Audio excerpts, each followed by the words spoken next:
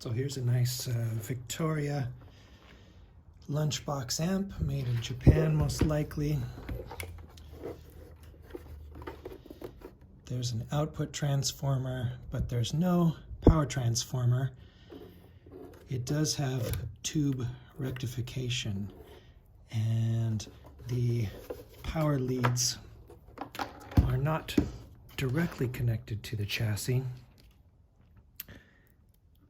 Here's the neutral lead. Shows 49K ohms. And the live or hot lead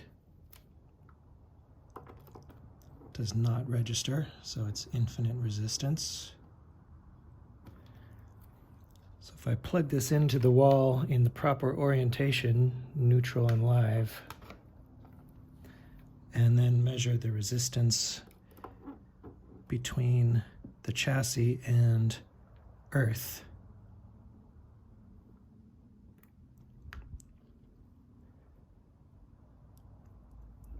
I get 145K or so. If I flip this around incorrectly and measure between chassis and earth, 1.7 megs. Now let's look at AC voltage between chassis and earth. Now it's plugged in incorrectly into the wall, and there's a full 120 volts AC.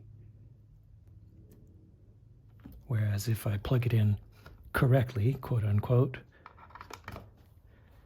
between chassis and earth, there's less than a volt AC.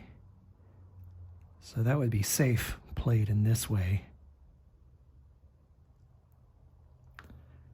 But if I flip this around incorrectly, I've got a full 120 volts potentially on my guitar strings.